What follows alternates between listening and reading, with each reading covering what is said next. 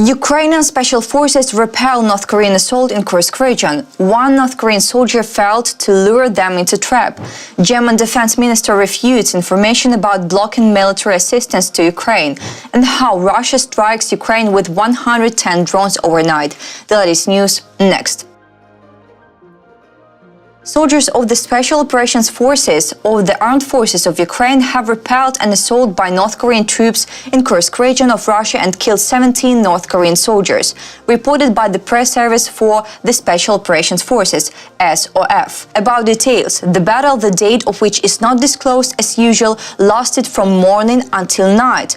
During this time, the soldiers of the 6th Regiment of the Special Operations Forces killed 17 North Korean soldiers. By the morning, the Special Forces mopping up team moved out and came across one surviving North Korean soldier. He set an unsuccessful trap for Ukrainians.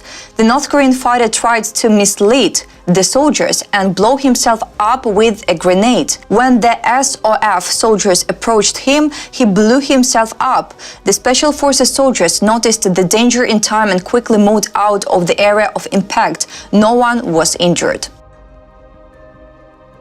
South Korean intelligence has reported that at least 300 North Korean soldiers have been killed and another 2,700 wounded in the war against Ukraine, reported by South Korean news agency Yonhap. About details, the National Intelligence Service of South Korea shared this information with lawmakers during a closed session of the Parliamentary Intelligence Committee, as reported by Lee Song-kwin, an MP from the ruling People Power Party. The intelligence agency analyzed a recently obtained video of combat operations and noted that the massive casualties among North Korean soldiers sent to support Moscow's war in Ukraine were due to their lack of understanding of modern warfare, including their useless shooting at drones.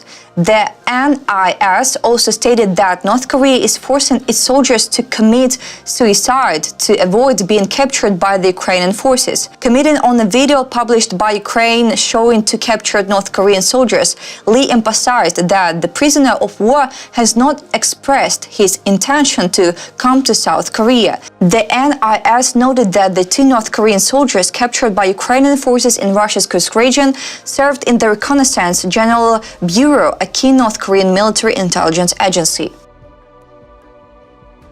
The Russian army once again attacked Ukraine overnight using drones. Air defense forces were active in the Kiev region according to the Kiev Regional Military Administration.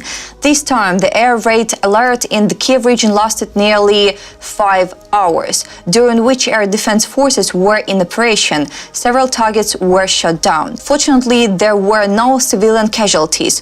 Additionally, there were no hits on residential or critical infrastructure. However, due to falling debris in one of the settlements, 4 private houses, a dormitory, and a medical facility were damaged. The damage was minor, with broken windows and facades in the building. 3 cars and an emergency medical vehicle were also damaged. About shelling of Ukraine, last evening Russian forces again attacked Ukrainians' airspace with Shahed-type kamikaze drones. Air raid alerts were declared in multiple regions and air defense forces were deployed. Specifically, it is reported that on the night of January 13th, the Russian Federation deployed 110 strike drones of the Shahed type and decoy drones against Ukraine. Air defense managed to destroy 78 of them.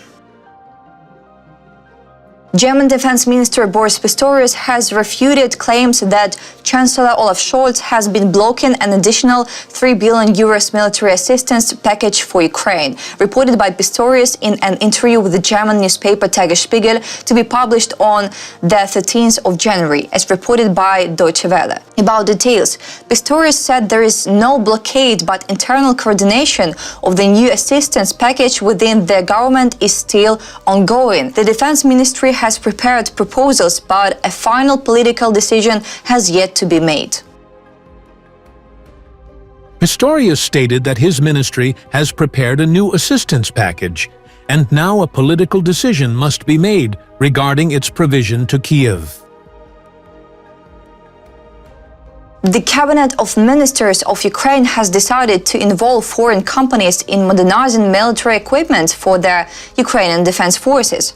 This will increase the effectiveness of outdated equipment, Ukraine's Ministry of Defense's press service reports. The Ministry of Defense explained that the updated mechanism now applies to foreign economic contracts for defense procurement and establishes clear terms for cooperation with foreign partners. Foreign companies will be able to participate in the development and modernization of armaments if they have special permits for the transfer of military technologies and the export of relevant goods and services.